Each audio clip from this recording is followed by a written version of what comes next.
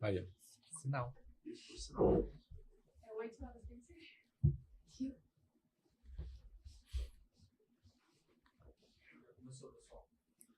Oiê, boa noite. Eu me chamo Guilherme. Oi, boa noite, eu sou a Bárbara. Gente, é uma alegria muito grande para nós estarmos aqui hoje apresentando o primeiro episódio do nosso podcast Vozes da Perpétuo. Inclusive, né, Bárbara, esse nome surgiu com a enquete que a gente colocou no nosso Instagram. Então, os nossos paroquianos que estão aí nos assistindo saibam que vocês ajudaram a escolher esse nome, né? E antes da gente mostrar o nosso entrevistado, eu gostaria de fazer um breve resumo do porquê estamos aqui, como que a gente chegou aqui, né? Então, durante a nossa festa da padroeira esse ano, a gente decidiu fazer uma cobertura dela, assim, totalmente diferente, totalmente inovadora. Foi aí que surgiu a ideia do nosso jornal, o Jornal da Perpétuo, né, Bárbara?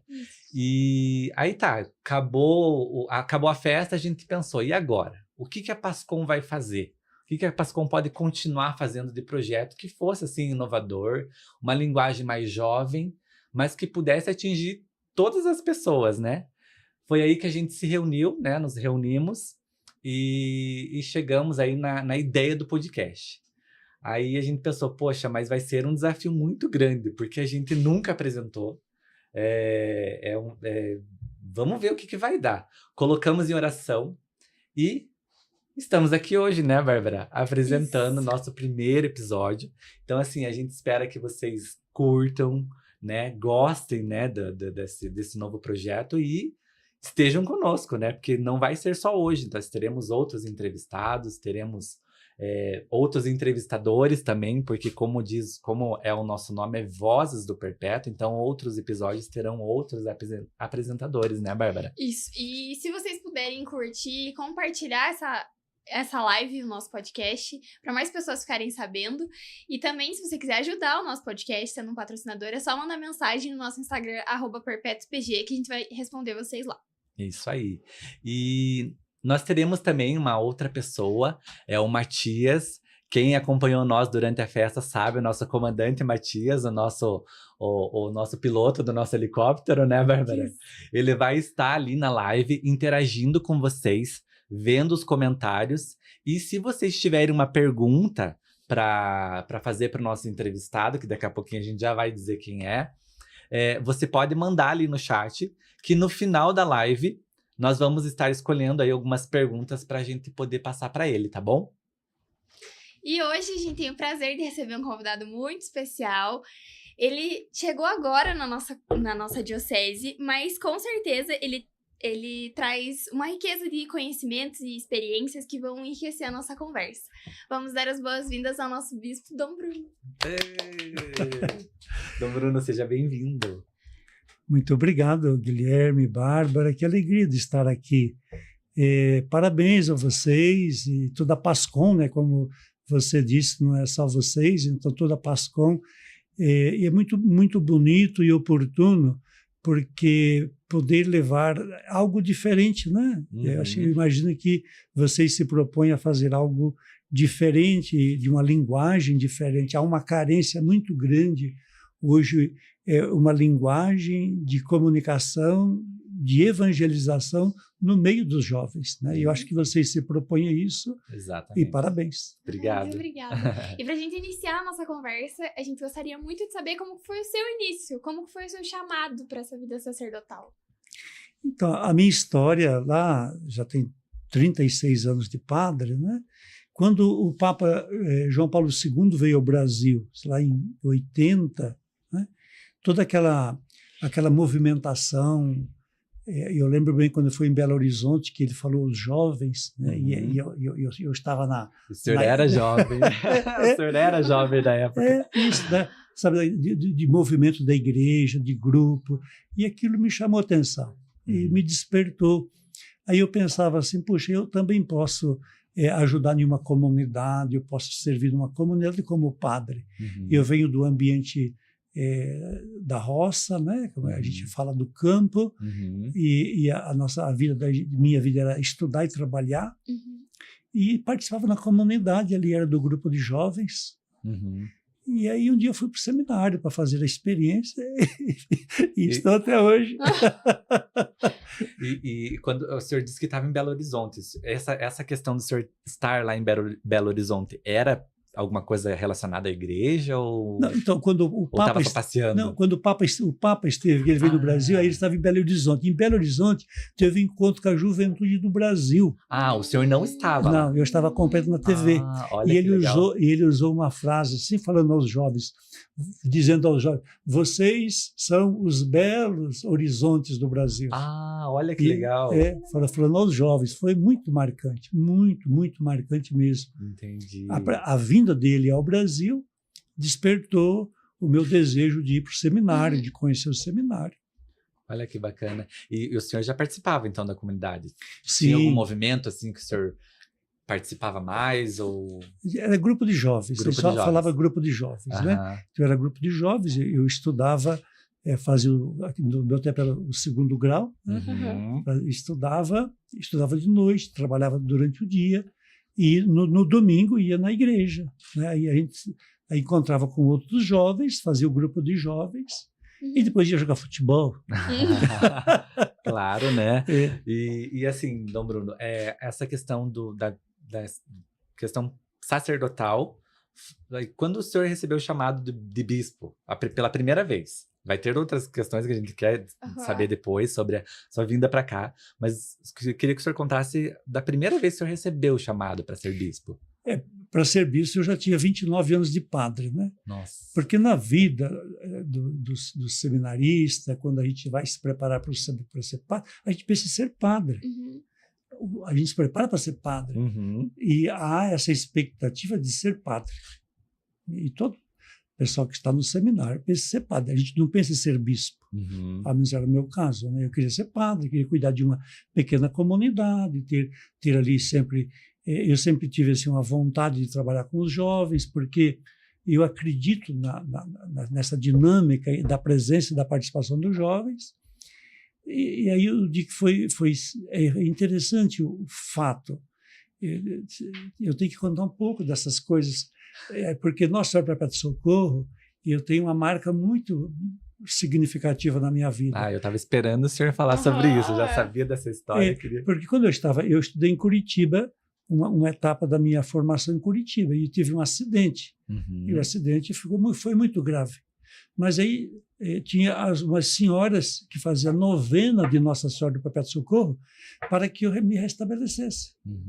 E foi muito grave, e eu, graças a Deus, até hoje, não ficou sequelas daquele acidente. Né? Então, e é interessante que eu fui ao hospital, se o pessoal conhece o Hospital Cajuru, de Curitiba. Sim, eu fui lá porque eu queria conhecer a mulher, porque foi uma mulher que estava do meu lado, eu tenho certeza.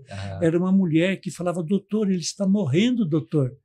E o médico falou: não está vendo que eu estou atendendo outra pessoa aqui? Falei, mas ele está morrendo, vem atender ele. Aí ele foi me atender, aí eu me desliguei, e a hora que eu acordei, ele estava fazendo os procedimentos lá. Eu voltei no hospital para pedir o prontuário, para ver quem que era a mulher, porque eu queria agradecer ela. Eu queria dizer a ela que ela salvou a minha vida. E não tinha nenhuma mulher escalada para aquele prontuário, para aquele pronto-socorro. Entende? Então, e aí eu atribuo isso que Nossa Senhora do Perpétuo Socorro estava ali do meu lado. Com certeza, né? Com certeza. Aí no chamado para o episcopado, que foi a tua pergunta, uma semana antes do Domingo de Ramos, lá onde eu era padre, lá na comunidade, a gente tinha o hábito de fazer mutirão das confissões. E naquele dia estava marcada as confissões para a paróquia Nossa Senhora do Perpétuo Socorro. A Perpétuo Socorro sempre ali, né? Na parte da manhã, o núncio, né, que é o encarregado de fazer o comunicado do Papa, ele tinha me ligado e tinha dito ao Papa escolher o senhor para ser bispo em Campo Mourão.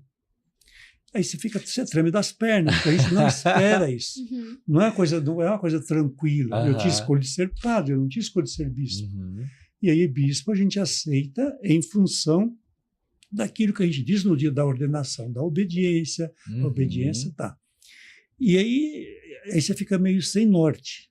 Entende? E eu peguei minhas coisas, peguei meus paramentos e fui para a comunidade. E cheguei a essa igreja cheia, aí teve um ministro da Eucaristia, falou, o senhor me segue, que eu vou providenciar uma cadeira para o senhor. E eu fui seguindo a pessoa. E aí ela falou, você senta aqui. Aí eu sentei e é assim, como nós estamos aqui, ali senta o penitente e aqui eu, o confessor. E no que eu sentei assim, eu olho nessa posição, assim estava o Nossa Senhora do Perpétuo Socorro. Olha, de novo. De novo. Aí eu olhava para o quadro do Nossa Senhora do Perpétuo Socorro e falava, vale-me Nossa Senhora do Perpétuo Socorro. Entende? Para dizer assim que fico muito feliz de falar disso, porque Nossa Senhora do Perpétuo Socorro foi uma marca significativa na minha vida, na minha vocação, no meu ministério. E para falar assim para vocês, quando eu cheguei aqui, que eu fui andar aqui na cidade, estava indo para os lados lá da paróquia de vocês, o padre Joel que estava me levando, que estava, né? E ele falou assim, olha, aqui é a paróquia Nossa Senhora do Perpétuo Socorro, então vamos aqui. Então, a primeira igreja que eu fui aqui foi a paróquia Nossa Senhora do Perpétuo Socorro. Nossa, olha que legal. Uma história... Que legal, né? E primeiro podcast, Paróquia Perpétuo Socorro novamente, né? Então, sempre tá ali, rodeando, né? O primeiro podcast, primeira vez também que eu participo assim com vocês. Então, eu não entendo muito disso, não. Então, Dom Bruno, nem nós. Então, aqui a gente tá tudo inaugurando, né? Então, se não der certo, vai dar certo, porque é do nosso jeito, né? E Dom Bruno, a gente queria saber uma questão assim bem importante. Porque o que acontece? As pessoas, os leigos, principalmente das igrejas, né, da Igreja Católica como um todo, ela tem assim um pensamento talvez até meio precário quanto à função do bispo. Porque acho que quando as pessoas falam assim, o que o bispo faz? A primeira coisa que vem na cabeça das pessoas, o bispo que faz a crisma. Né? Basicamente, o que as pessoas pensam é isso. Mas não, né? A função do bispo tem bastante atribuição, né? Se o senhor pudesse contar para nós aí, né, dentro das atribuições de um bispo, para que as pessoas de casa aí possam descobrir também, né, o que o senhor faz como bispo. Além das crismas, né? Mas acho que primeiro é importante dizer que o que o bispo representa na comunidade. Ele é o Pedro. Ele é o Pedro da comunidade. Daquilo que Jesus confia a Pedro a missão da igreja. Então, o bispo na comunidade, ele é o Pedro. Ele confirma os irmãos na fé. Então, essa é a missão do bispo. Confirmar os irmãos na fé. E aí você começa... Tem um caminho, que é o processo de evangelização, que é anunciar, ide e anunciar o reino. Então, essa é a missão do bispo. Aí o bispo não dá conta sozinho. Não é isso? Então, aí vem o padre. O sacerdote, ele surge para ir em nome do bispo. Então, o padre está lá. O padre Claudemir, que é o pároco vosso, né? Ele está lá em nome do bispo. Porque no começo da história tinha o bispo. E ele confirmava os irmãos na fé, ele que batizava, ele que celebrava a Eucaristia, ele que fazia a pregação. Então, a nossa história é carregada disso. Quem fazia a pregação da palavra, quem anunciava, era o bispo. Tanto que o tempo quaresmal era o tempo de grandes homilias, porque eram grandes catequeses. E era o bispo que fazia. Aí, conforme vai crescendo, vai multiplicando, não começa mais conta. Necessidade de... Se a gente lembrar dos Atos dos Apóstolos, na escolha dos diáconos, é porque eles já não estavam dando conta de anunciar a palavra, porque as pessoas estavam ficando sem o atendimento do alimento, que a reclamação era que as viúvas ficavam sem comida. Então, aí não é justo que deixamos de fazer a pregação para fazer esse serviço. Aí que institui os diáconos. Então, primeiro é o bispo, depois os diáconos e depois os padres. Que aí depois vai ordenar os padres. E a missão do bispo é confirmar os irmãos na fé e designar para que eles vão em nome do bispo. Tudo aquilo que o padre faz lá é a missão do bispo. Entendi. Bacana. Bárbara. A gente queria saber também como a gente sabe que o senhor já era bispo em Campo Mourão. E como que foi essa tua vinda para Ponta Grossa? Porque a gente sabe que a Diocese de Ponta Grossa é um pouco maior do que a Diocese de Campo Mourão, né? São 47 paróquias. Como que foi? Quais foram os seus desafios, assim, vindo para cá?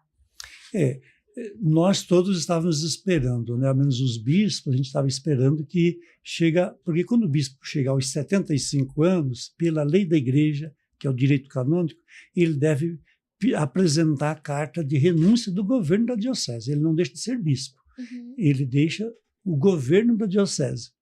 Então, nós estávamos esperando que o núncio ia publicar qual o bispo, né, daqui ou do Brasil que viesse para cá.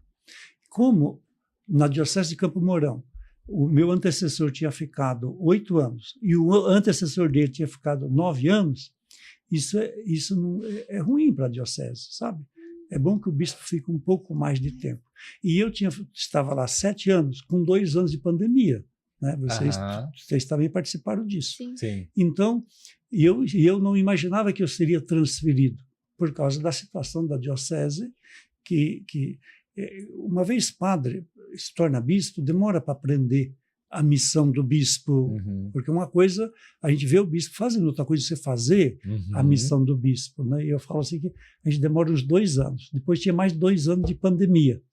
Aí olha que a gente começa, e eu estava tranquilo que não seria eu, que seriam outros bispos que viriam para cá. Nunca imaginou, né? Não imaginava mesmo. Sim. Não. Tanto que Ponta Grossa, para mim, era uma placa na rodovia. Era uma placa na rodovia, indicando Ponta Grossa.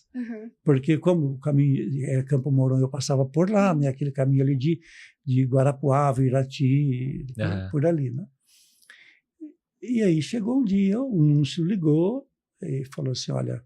Aí eu reclamei um pouco, porque... Ele falou assim, não, mas o Papa escolheu o senhor para ir para Ponta Grossa, para suceder o Dom Sérgio, coisa e tal. Eu falei, então, estou aqui, eu estou a serviço da igreja, porque eu acredito que Deus fala através de. Entendi? Para mim, eu acredito que Deus fala através do Santo Padre, Deus fala através daquele que tem a missão de fazer isso. E no nosso caso é o Santo Padre, o Papa. É o Papa que designa o bispo e para mim é a vontade de Deus. Então eu estou aqui para responder uma vontade de Deus. Sim. Então eu venho, sabe assim. E tem aquela situação, mas como é que vai ser? Eu falei, não, isso não vai acontecer cada dia. Deus capacita. Sim. Deus capacita. E aí você confia e entrega nas mãos de Deus, vai, confia, dá certo. Então é assim que eu estou, confiando que Deus vai conduzindo e vai capacitando, e a gente vai tentando, respondendo. E tem muita gente que ajuda, né? Sim. Muita gente. É que é uma comunidade, né? Então, você sempre tem os assessores e as paróquias, de certa forma, também já estão, vamos dizer assim, organizadas, né? O senhor só vem para... Foi aquilo que eu disse no dia da ordenação, né? Eu citei o exemplo das Olimpíadas, da passagem do bastão. É isso. Então, um chegou aqui, passou o bastão, eu continuo. Não vou criar uma história, não vou criar um jeito diferente. Não vai mudar, não vai mudar. O senhor vai manter, fazer alguns ajustes, talvez, né? Porque a orientação da diocese, que todos nós procuramos imprimir na pastoral, é que, de um modo geral, é a CNBB, a Conferência Nacional dos Bispos, nos entrega um diretório e a gente tenta seguir por aquele caminho. E o senhor comentou da pandemia e que o senhor ficou 2 anos sendo bispo durante a pandemia, né? Teve alguma mudança, assim, em relação a antes e depois da pandemia, o senhor como a função mesmo de bispo? Bárbara, verdade. Obrigado pela sua pergunta, sabe? Porque esse instrumento e esse jeito que nós estamos fazendo aqui era da missa, né? E as pessoas foram para dentro de casa. Gerou um medo muito grande. As pessoas ficaram com medo. E ali isso retraiu para dentro de casa. E a nossa igreja é eminentemente encontro. Encontro de jovens, encontro, é festa, é encontro, é celebração, é encontro. Então a nossa igreja é marcada pelo encontro. E aí o que acontece? As pessoas foram para dentro de casa. obrigadas a ficar dentro de casa. E medo, né? Mais ainda pelo medo. Mais Claro. ainda. Pelo Até medo. depois que começou a liberar, muitas pessoas demoraram para Demoraram. voltar. Então, mas eu acho que isso repercute. Então, É. a tua pergunta, acho que mudou muito. As pessoas mudaram, a comunicação mudou, Uhum. e na igreja atingiu muito forte mesmo. Então, ficamos assim, estamos aguardando muitas pessoas a retomarem, né? E mudou. E na igreja, a questão da compreensão de que é pão partilhado, dividido, isso é a Eucaristia. Uhum. E aí as pessoas começaram a achar que é a mesma coisa eu ficar em casa e fazer a intenção. E Aqui a gente fala física, a né? comunhão, espiritual. Então, dizer, não é a mesma coisa. Sim. É a mesma coisa você fazer intenção de consumir alguma coisa e ficar aqui olhando. Aham. Não é a mesma coisa. Uhum. E a nossa igreja, ela é pão repartido. É Físico. palavra, e isso é pão, tanto que distribui para todos. Sim. Então, e isso foi, de fato, uma mudança muito grande, e agora está resgatando isso. Então, nós estamos resgatando, não sei quanto tempo vamos demorar, mas está fazendo o percurso. Uhum. Que bom. E como que o senhor se viu dentro dessa pandemia, assim? Qual que foi a tua forma de chegar próximo das pessoas, assim? Foi por missa online, igual a nossa paróquia fez? No começo a gente fica apavorado, Claro. porque eu acho que também a PASCOM criou um corpo muito grande para ajudar os padres, Sim. para dar resposta, como fazer. Então, eu acho que, ao menos lá na diocese, a PASCOM quase que tornou uma pastoral em todas as paróquias para ajudar isso, ajudar a levar uma oração, promover este trabalho como vocês estão fazendo, para levar uma palavra diferente para casa. Uhum. Então, era um momento de oração, era um momento da missa, era um momento de louvor, e isso foi muito marcante nas pessoas. Naquele momento, eu mesmo fiquei assim, e agora? Como é que vai ser? Uhum. Mas fomos fazendo o que era possível, né? Mas foi através dos meios de comunicação que nós conseguimos manter este encontro, esse contato com as pessoas. E já que a gente está falando tanto da PASCOM, né, eu vou abordar um tema agora que envolve a PASCOM e um assunto também que está sendo discutido aí já há algum tempo, né, mais de um ano aí, que é a questão da sinodalidade, né, que o Papa vem incentivando. Temos ainda aí algumas etapas ainda a serem cumpridas, mas eu gostaria que o senhor dissesse para nós, explicasse como que é o teu pensamento quanto à ligação da PASCOM com a sinodalidade. O que o senhor acha assim, sobre? Bom, primeiro, as pessoas participam do sínodo sobre a sinodalidade por meio da PASCOM. Já começa aí, né? Já começa assim. Então, se a gente pensar algum tempo atrás, vamos por assim, lá no Concílio Vaticano II, que foi uma marca significativa na vida da Igreja, 1962 a 65, a gente só tinha notícia. Hoje a gente acompanha quase em tempo real. Em tempo real. Em tempo real. A gente está aqui, o pessoal está em casa assistindo. E assim já também estão lá. transmitindo para outras pessoas, né? E assim também lá. Então, depois, toda a estrutura da PASCOM que abrange, que atinge a questão da sala, do sínodo, isso, e é interessante que isso vai para o mundo inteiro. Para o mundo inteiro. Então, é o mundo inteiro que olha mesa semelhante a essa, aí é onde estão os delegados. O nome é Sínodo dos Bispos, mas não são somente bispos que participam, são pessoas que são delegadas, e em tempo real é transmitido. Então, eu digo assim, que a pastoral da PASCOM é uma verdadeira pastoral, porque na medida que leva essa imagem, esta fala, esta visibilidade de todas aquelas pessoas ao redor da mesa discutindo problemas da igreja, isso é extraordinário. E assim, dentro ainda da sinodalidade, assim, que eu lembro que eu participei de várias reuniões na nossa paróquia e a gente sempre ouvia, né, que o Papa queria uma igreja em retirada, uma questão assim, nesse tema, assim, eu acho que o objetivo da PASCOM acaba levando, né, essa palavra para outras pessoas, alcançando novas pessoas. O senhor não entende dessa forma também? Eu entendo, o Papa fala de uma igreja em saída para os novos areópagos. Isso aqui é um areópago. Isso aqui, eu digo assim, aqui é um presbitério. Uhum. Aqui é um púlpito, onde você pode falar. Uhum. Então, eu acho que é um espaço, e vocês estão fazendo espetacular, né? Vocês estão dizendo que é a primeira vez, né? E vai ter oportunidade de responder também a expectativa das pessoas que estão acompanhando.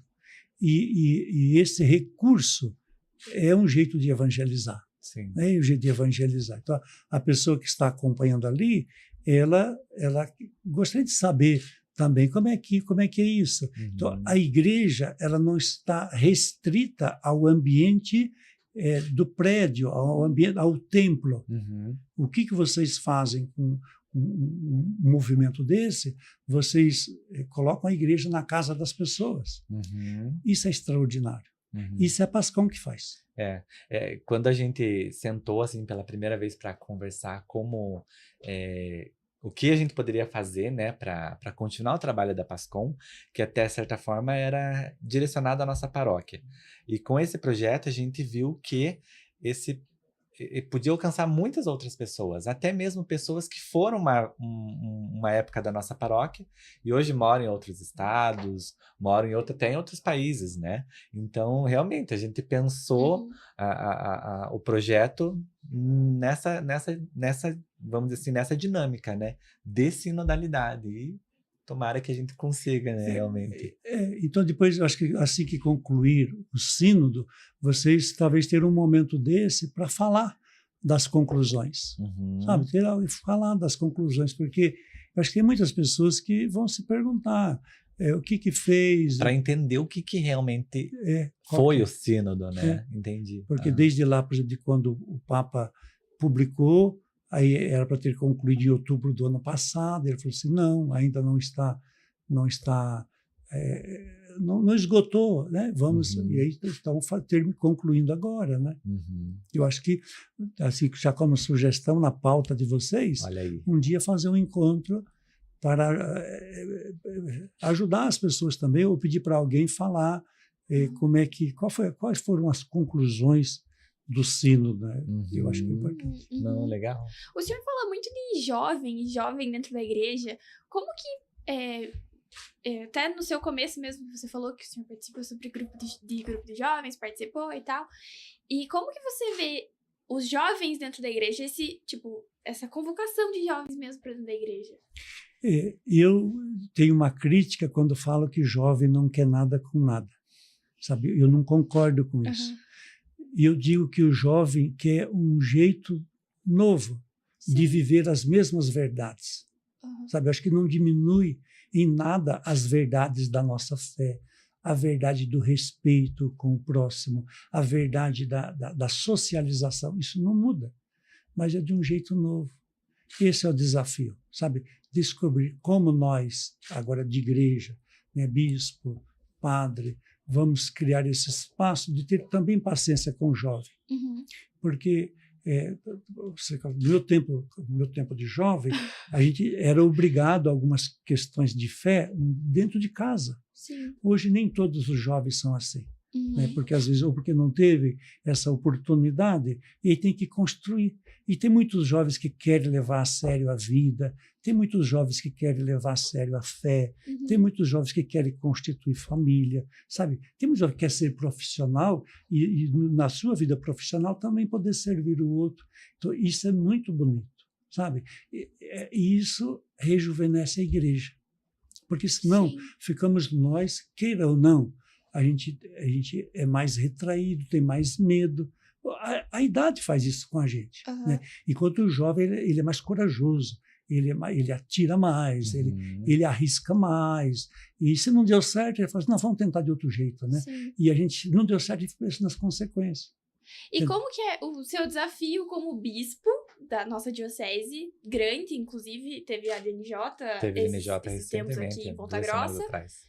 e foram vários jovens. Como que é como é esse teu desafio, assim, pra trazer todos esses jovens pra dentro da comunidade, tipo, pra Manter eles também, manter né? eles aqui dentro? Eu digo assim que não existe como é que fala, uma bula, Uma uma receita, não existe. Sim. Você tem que construir, sabe? Você tem que construir, tem que ter pessoas que sabe assim, que têm fé, pessoas que são tementes a Deus, pessoas que sabe assim, têm princípio e acham que isso é importante. Então você vai construindo. E o que a gente percebe hoje? Que isso vai atraindo outros. Outros vão se aproximando, porque qual ambiente que oferece aos jovens uma experiência assim, de vida, uma experiência profunda, seja de fé, de amor e de respeito com o próximo, com o meio ambiente aonde eu vivo, além da igreja. Entende? E a igreja quer construir isso. Então, nós temos que mudar a linguagem. Não dá para falar com os jovens sem pensar que nós temos que falar também do meio ambiente, da casa comum, do cuidado com a natureza. Porque quem talvez tenha uma certa idade não vai se incomodar com isso. Mas os jovens falam uma linguagem que é a linguagem da casa comum, que é do meio ambiente. O que vai ser da cidade? Então, vamos trazer esse assunto para a nossa oração, para a nossa convivência. O que vai ser o profissional? Quem vai ser o político daqui para frente? Sim. Vamos trazer para o nosso ambiente de oração. E isso tudo é assunto, é pauta dos jovens. Sim. Então, eu penso que provocando isso, né, porque aos poucos eles também vão construindo, eu acho que é uma boa... E existem também, né, Dom Bruno, até antes da entrevista a gente conversou um pouco sobre isso, existem alguns movimentos, né, que estão aí super em alta, vamos dizer assim, sim. Que acabam ajudando, auxiliando, né, sim, como células, acampamentos e tudo mais. O senhor... Grupos de orações, né, que isso já vem, mas é realmente essa inovação, né, com o acampamento, que é uma experiência, assim, profunda que eles acabam vivendo ali, né, e muitos jovens acabam saindo de lá transformados. Sim. E acho que esse exemplo acaba mostrando para outros e aí eles vão, com aquilo que o senhor falou, vai transmitindo de um para o outro. Né? Mas se você observar, por exemplo, uma ação litúrgica lá nossa, a maioria que nos ajuda são os jovens. Os acólitos e coroinhas, né? São os jovens. Então eles estudam a liturgia ali para poder servir. Então, são os jovens que estão presentes, que nos ajudam a atuar dentro do ambiente litúrgico. E os acampamentos vêm despertando os jovens, né, por uma coisa que é possível, que ninguém fala, que é possível conviver com as pessoas, que é possível a gente se querer bem, que é possível a gente cuidar do meio ambiente, que é possível. Tudo. Por que o outro, em vez de ser próximo, é o adversário? Não. E quando a pessoa descobre isso, o mundo fica melhor. As pessoas ficam melhor. Encontrar as pessoas é bom. Isso é igreja. Sim. Sabe? Porque a igreja não é só você pensar em um ambiente fechado que Deus está lá. Não. Deus construiu, fez o mundo, entregou para a gente cuidar. E se a gente cuida de tudo que é de Deus, nós estamos experimentando o que é Deus. E em comunidade mais ainda, né? Mais ainda, porque um ajuda o outro. A gente comentou da DNJ e o assunto principal da DNJ foi, um dos assuntos, né? Foi a questão de pessoas especiais dentro da igreja. Como que o senhor, também, né, como bispo e como padre mesmo, se na sua antiga comunidade tinha alguém especial, na nossa comunidade Temos. E na nossa paróquia, né, temos. Até tem pessoas que já fizeram catequese, né? Nós temos uma professora exclusiva, né? Que cuida de pessoas com algum, vamos dizer assim, uma certa deficiência, né? E tem todo esse acompanhamento ali, é bem bacana, né? O senhor acha que a gente teria também que mudar um pouco essa essa como chegar essa forma de chegar dele. nessa pessoa, para essa pessoa também ser incluída dentro da paróquia? Eu acho que hoje avançou bastante, mas o primeiro Uhum. processo é a pessoa admitir que ela não é anormal, É normal. É. que ela, Ela é não uma, é diferente, né? ela é uma pessoa que pode conviver daquele jeito. Uhum. E nós temos a missão de incluir, sabe? Incluir a pessoa. Da minha tarefa de padre lá em Maringá, na missa do sábado, toda a missa do sábado tinha tradução dos sinais, para a linguagem dos sinais. Em Libras. Toda a missa tinha. Então isso já tinha o lugar deles, já tinha a iluminação adequada. Então eles todos chegavam e já se direcionavam para aquela carreira de banco. E aí dava uma carreira de banco. Porque eles vinham para lá. Exclusivamente. Aqui em Ponta Grossa, acho que até São temos José a São José, nós temos. A gente Então. tem a Pastoral dos Surdos, inclusive a minha tia faz parte, mas Olha. é muito importante, assim, é muito legal ver eles Ela se sentir incluída, né? Envolvidos dentro daquilo, sabe? Pelo que a gente sabe, acho que só a São José tem isso mesmo. E por exemplo, é uma coisa que podia divulgar mais. Claro. Divulgar. E inclusive, tem curso universitário que facilita. E esses dias, inclusive, eu vi que estava tendo, acho que aqui na UEPG era gratuito, né? As pessoas, quem quisesse, podia se inscrever lá e fazer, realmente. E fazer catequese de inclusão também. Né? Hoje nós temos muitas pessoas que não conseguem, talvez, acompanhar no ritmo de uns, mas vai no ritmo dele. E a gente precisa entender. Sim. E na igreja, acho que um pouco a tua preocupação, a tua fala, é a gente entender que num público existe todas as pessoas e pessoas diferentes, né? E pessoas que conseguem acompanhar no ritmo de 100% de ritmo. Sim. E tem outros que vão a 50%, e tem outros que vão a 30%, e tem outros que vão a 10%, mas o importante é ir. Entende? Eu acho que isso, o nosso próprio público, que é o nosso povo, precisa entender que nem todos chegam num lugar ao mesmo tempo. Uns chegam um momento, outros chegam daqui a pouco, outros chegam depois, e outros vão com facilidade, outros têm mais dificuldade. Mas o importante é se criar oportunidade para que todos cheguem. Eu acho isso extraordinário. E aí todas as pessoas, e da nossa parte, nós temos que motivar e criar recursos para que possam participar. E até, continuando nesse assunto, né? O senhor fez a nossa primeira missa, acho que o senhor celebrou, né, na igreja, foi com a PAI, né? É verdade. Inclusive, né, a primeira vez que o senhor visitou a nossa paróquia, né, celebrou na nossa paróquia, nós estávamos lá com a banda da PAI, né? Sim. Era o Dia Internacional, né, da pessoa com deficiência.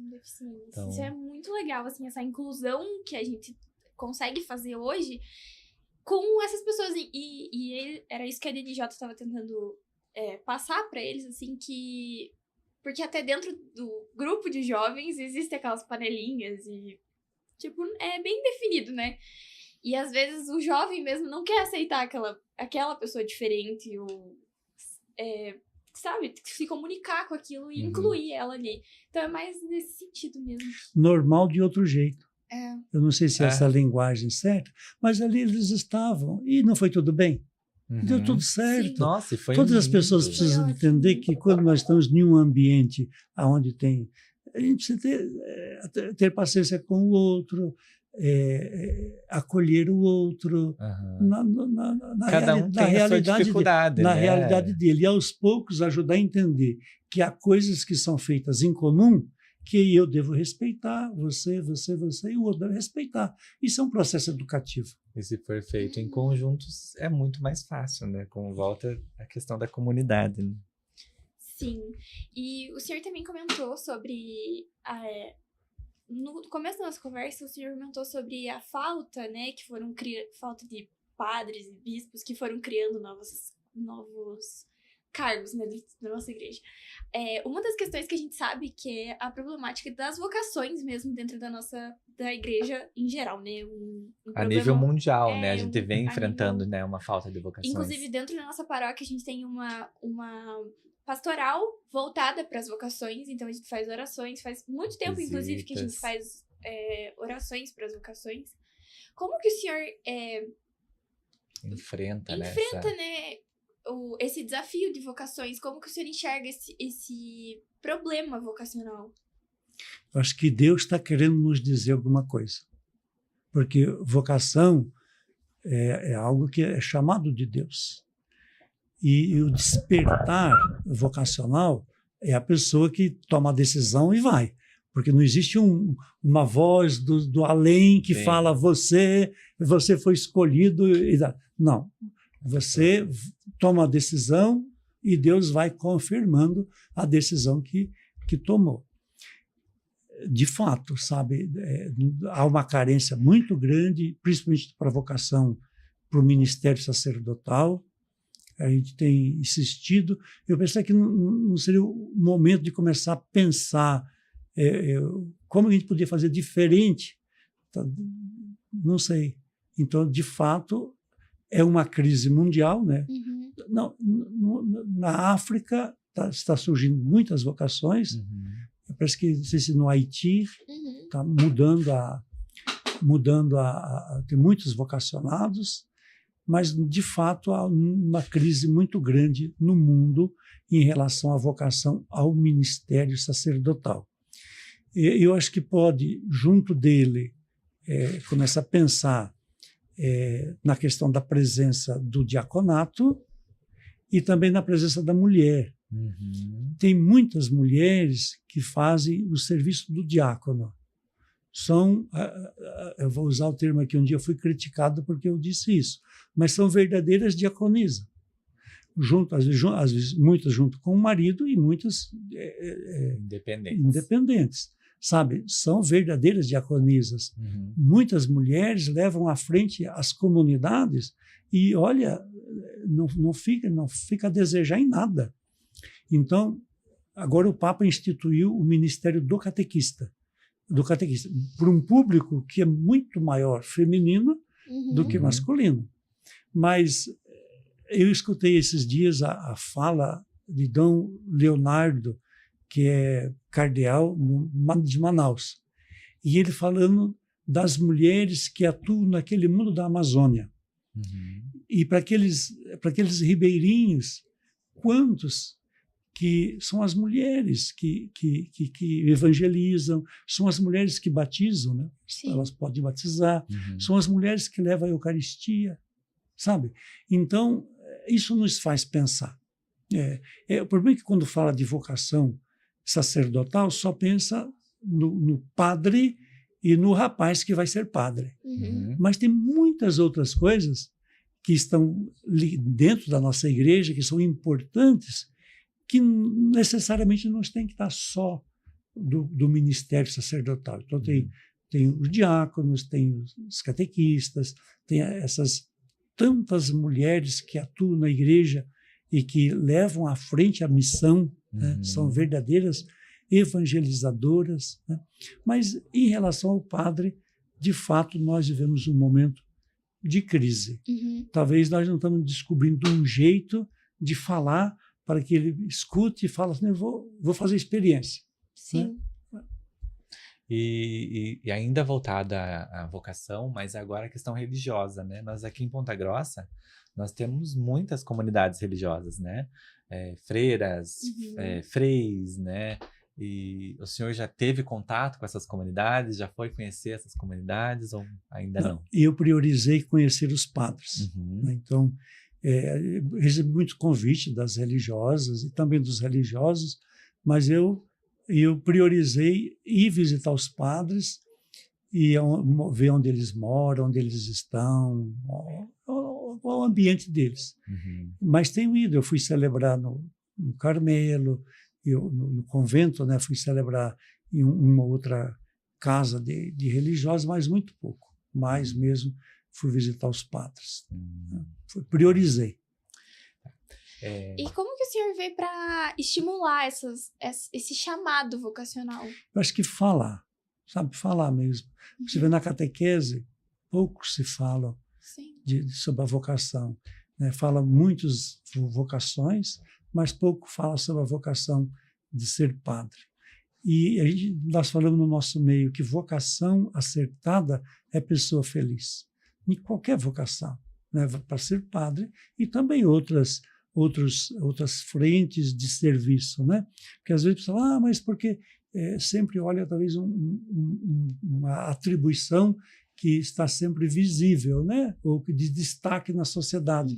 Mas não é assim, o mundo não é assim, as pessoas não são assim. As pessoas têm diferentes vocações. E na medida que ela descobre a vocação dela, vai ser feliz. Ela vai viver bem ali, vai se sentir realizada naquilo que faz. E isso é importante. Então, falar de vocação desde a catequese, entende? Falar da vocação desde a catequese, da vida religiosa, da vida sacerdotal, e aí ela vai cultivando. Mas as pessoas... Por que antes tinha mais padre? Porque as famílias também eram maiores. Né? Hoje as famílias são menores, Sim. Né? Então também vai ter menos padre. Então, é esse ritmo que vai nos chamar a atenção. Eu vi não fui investigar se é verdadeiro, mas eu vi uma mensagem, assim, uma noticiário, que o Japão agora está incentivando, inclusive com recurso para a família que quer chegar a 3 filhos. Porque eles trabalharam uma mentalidade muito grande de ter um filho. E aí cultivou isso para ter um filho só. E agora eles perceberam que a sociedade está envelhecendo e não estão repondo. Sim. Está faltando gente. Isso. Então agora estão motivando para ter 3 filhos. E vai chegar uma hora que nós também vamos começar a pensar. Um filho, 2 filhos, então diminui também o número de vocacionados. Então, por isso, uma das razões também, porque diminuiu porque as famílias ficaram menores. E agora, como eu falei no início da nossa live, né, nós vamos chamar o Matias que ficou ali acompanhando vocês durante a transmissão, e ele vai ler algumas perguntas que fizeram para o senhor, Dom Bruno. Primeiramente, boa noite a todos, ao nosso convidado Dom Bruno tão especial. Dom Bruno, foi feito algumas pequenas perguntas, algo sutis, né, para ser explicado para nós aqui. Primeiro, foi como surgiu o seu lema, que a gente sabe, né, que cada sacerdócio tem um lema a ser seguido, né? E como surgiu esse seu lema? Deus é misericórdia. E eu acho que Deus não se vence em misericórdia. Nós cansamos de pedir perdão. Nos envergonhamos até, mas de novo né? Mas Deus não se cansa de ser misericordioso, porque eu acredito que todo tempo que a pessoa levantar a cabeça para reconhecer que Deus tem poder para me perdoar, poder para me santificar, eu reconheço que Deus é misericordioso. Então, eu aprendi que Deus é assim. Então, para mim, dizer que Deus é misericordioso é dizer no Deus que eu acredito. Por isso que eu coloquei que Deus é misericórdia. Perfeito.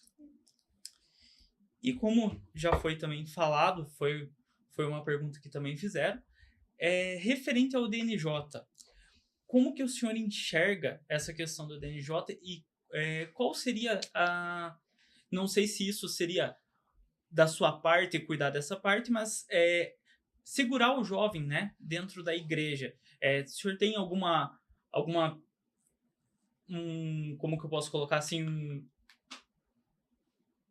um projeto para o jovem?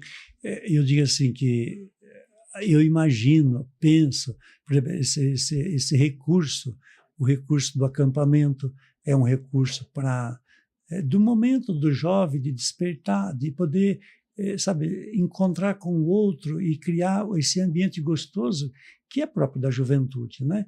O outro momento é incluir os jovens na liturgia, como muitas comunidades vêm fazendo, que é na parte dos acólitos e coroinhas, ali e tem muitos jovens que ajudam, muitos jovens que sentem vocacionados para a catequese, tem muitos jovens que sentem vocacionados para a infância missionária. os jovens serem missionários. Esses são os ambientes que a gente imagina, sabe?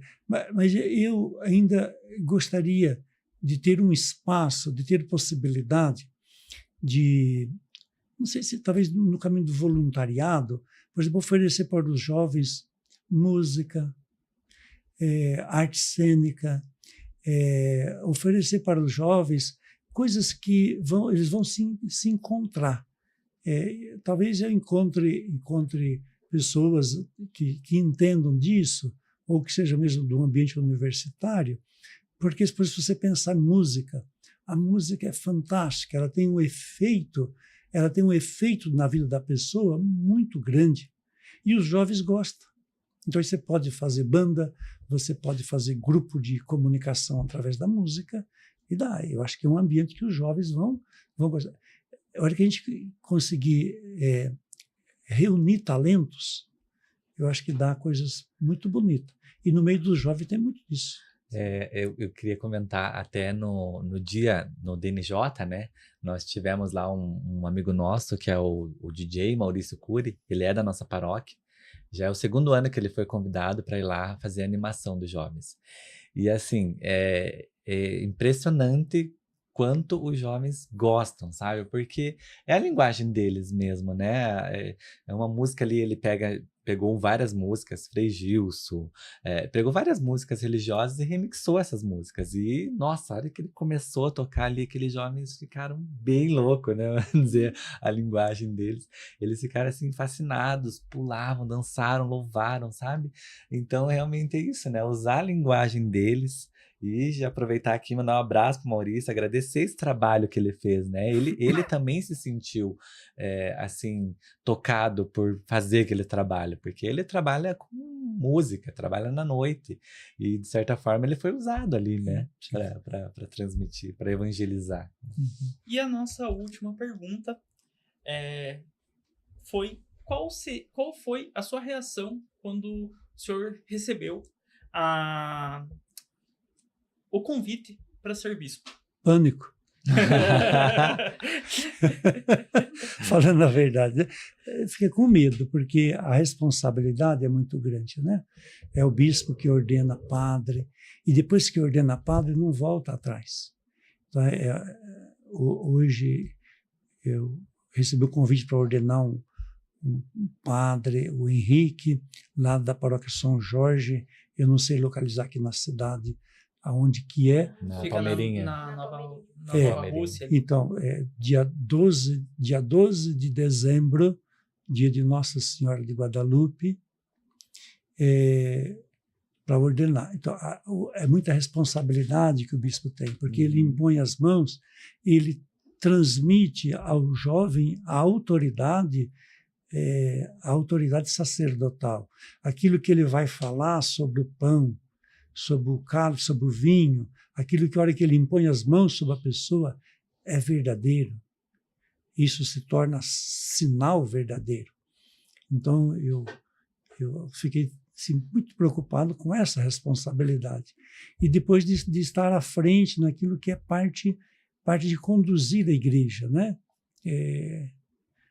Eu falei, meu Deus, mas como é que eu vou... Aí depois eu já falei, não, pera lá, não sou eu tenho que acreditar que é Deus que capacita, eu tenho que acreditar que a igreja é conduzida pelo Espírito Santo, eu sou instrumento no meio disso tudo. Então, o tempo, a idade, vai ajudando a gente a tomar essa consciência, que Deus é que conduz a igreja, e eu sou instrumento. E eu quero entender qual que é a vontade dele sobre a minha vida, sobre o meu ministério. E aí eu busco conviver aqui, né? E depois, a hora que a gente começa a lembrar que tem muitos padres que ajudam, os padres que estão na frente lá na comunidade, né? E aí você aproxima dos padres, os padres são espetaculares, né? Às vezes a gente vê um ou outro que destoa, mas é aquela coisa, né? O erro é divulgado com mais intensidade do que o bem, né? Então isso acontece também. Mas acredito que Deus conduz e chama pessoas para aquilo que ele deseja. E eu quero sentir parte dessa história, quero viver o meu ministério assim, quero dedicar a minha vida a essa igreja que ele confia desse jeito, sabe? Eu não sei ser complicado, sabe? Isso eu falei para o Papa. Quando eu fiquei bispo, eu fui reclamar com o Papa. Ah, é? Falei, mas Papa, porque você está bem, padre, na comunidade, você está bem, feliz da vida, tá? A minha comunidade tinha um mundo de jovens, meu ambiente era ambiente universitário, meu ambiente era praticamente a maioria de jovens, né? Maringá, né? Maringá, ali, e depois na Santa Maria Gorete, que é perto da UEM, ali pertinho. E ele falou assim, não, mas agora eu estou precisando de pastor. E pela informação que eu recebi do senhor, o senhor vai ser um bom pastor. Olha. Aí desmonta a gente. Que honra, né? Que honra. E é assim que estou aqui. Eu também tenho uma pergunta, mas mais por curiosidade mesmo. Nessa tua trajetória como padre, como bispo, o senhor tem alguma história marcante que te marcou dentro da igreja? Que marcou na minha vida foi a questão do meu acidente, né? Que eu penso em que Deus me preservou na vida. Eu acho que foi isso. Depois tem vários fatos que foram marcantes assim, mas eu diria assim que eu assisti à morte de Dom Jaime. Dom Jaime foi um homem histórico da região lá, sabe? E eu estava lá no serviço como vigário-geral, o bispo não estava, e eu estava acompanhando, então eu vi ele morrer, sabe? E ele era um expoente lá na sociedade. E eu estava ali, sabe? Sem dizer, sem palavra, porque diante da morte não tem mais o que dizer, sabe? Aí eu via indo, sabe quando você vê assim, uma etapa da história sendo calada, isso mexeu muito comigo, sabe? E eu falei assim, meu Deus. E tem outros fatos, eu fui refém em cadeia, né? Que eu fui atender os presos, e lá eu fui refém, e é um ambiente meio difícil.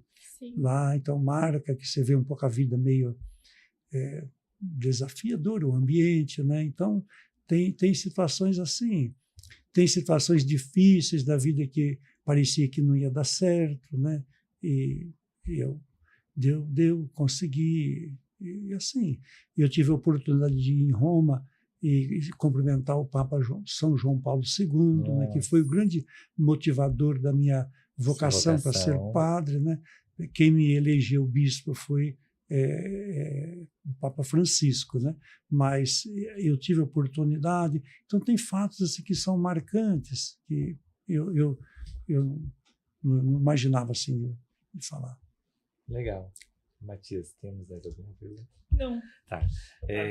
Então, infelizmente, né, não por nós a gente ficava aqui horas conversando, mas a gente está chegando ao fim do nosso podcast, do nosso primeiro episódio, e queremos agradecer, Dom Bruno, o senhor, né, prontamente, quando a gente fez o convite para o senhor prontamente disse, não, eu vou participar, pode contar comigo, só me avise com antecedência para colocar na minha agenda, e deu certo. Então agradecemos a presença do senhor, né, para que sabemos a dificuldade que é, né, o senhor conseguir, então muito obrigado. Eu agradeço, depois seria interessante vocês ver como é primeiro para mim, primeiro para vocês, Sim. Como é que foi isso tudo, ter um retorno das pessoas que são, eu diria até técnicas, para vocês continuarem, sabe? Eu gostaria assim, de incentivar e dizer para vocês, continuem, viu? Matias, Guilherme e Bárbara, né? Continuem, sabe? Consulte outras pessoas também, convide outras pessoas, vão fazendo uma pauta e talvez ter um espaço também de catequese. Às vezes propor uma pergunta, uma temática para alguém, ele nem que pode fazer entrevista Eu não sei se o podcast comporta isso, porque como eu também sou principiante, talvez pegar sobre algum tema, por exemplo, coloca um tema, peço para a pessoa falar. A ideia realmente desse primeiro era a gente conhecer o senhor, né? Já que é uma novidade para a diocese, mas os próximos a gente realmente pensou exatamente nesse sentido. Nós teremos uma temática, né? Uma palavra, e a entrevista vai ser discorrida com base nisso, né? Realmente. Porque na igreja eu presto um outro serviço que também é relevante, que eu sou integrante da CNBB. Na CNBB ela é composta por uma diretoria e por 12 comissões. E eu sou presidente de uma comissão, que é a Comissão Vida e Família. Tudo que vem relacionado à vida e família é dentro da comissão onde eu atuo junto à CNBB. Então, para dizer que todo mês eu vou a Brasília. É cansativo, mas isso é por um período de 4 anos. Eu estou, agora ainda tem mais 2 anos e meio pela frente. Né? Mas é um serviço muito... Talvez falar um pouco dessa organização da igreja, se um dia vocês quiserem falar, porque, de fato, o nosso pessoal não entende como que é organizado essa estrutura. Né? Se achar que o pessoal tem interesse, mas é uma coisa muito significativa. O nosso embate lá em Brasília com relação, por exemplo, à questão do aborto, né, que é um embate muito, muito difícil. E numa audiência com o Barroso, ele fala, o ministro, né, ele fala que não ia pautar esse assunto, mas você nunca sabe o que eles pensam. Mas, em todo caso, é um outro serviço que eu presto para a Igreja do Brasil. E sobre essa questão, eu acho que como sugestão, assim que concluir o sínodo, convidar alguém. Eu tenho por obrigação de saber dessas coisas, né? Se puder contribuir, senão convidar alguém, um padre ou talvez um leigo também, que possa falar. Eu acho muito importante para que as pessoas saibam a que caminho está fazendo a questão da sinodalidade, sínodo sobre a sinodalidade. Né? Sim. E nós temos o projeto, né? Que é fazer os vlogs. Nós temos um projeto. Referente As pastorais mesmo. Pastorais, nós temos um segundo projeto, né? Que vai ser lançado aí daqui a um tempo aí. A gente já está começando a produzir, que é um informativo de todas as pastorais que existem dentro da paróquia, né? Pastoral do idoso, né? Pastoral vocacional, o grupo de jovens mesmo, catequese. Então, assim, a gente vai fazer alguns vlogs, né? Vamos dizer assim, informando mesmo, para que as pessoas saibam o que tem dentro da igreja, né? Quais são as pastorais, até para que as pessoas que são da nossa paróquia se sintam chamadas a participar daquela pastoral, né? Então, esse movimento a gente pensa em fazer para ser realmente um chamado. Isso. Porque a pessoa não tem, às vezes ela não vê como que funciona aquilo ali e ela tem medo de estar entrando, né, nesse meio. Pronto, muito bem. É isso, mas muito obrigado. Muito obrigada, se o senhor puder e se quiser, né, mandar uma mensagem para as pessoas que ouviram, que estão acompanhando. Eu quero dizer assim, as pessoas, o apoio em tudo que faz é muito importante. Então, quem puder dar um retorno é sempre importante, porque isso ajuda a preparar o próximo, ajuda a preparar e elaborar um novo trabalho.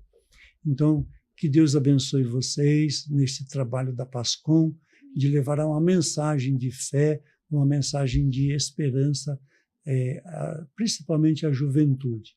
E dizer aos jovens, a igreja conta com vocês, a igreja está de portas abertas, e a todos vocês que nos acompanham, que vê agora ou que vai ver depois, para dizer, tem um lugar para todos. Na igreja tem lugar para todos.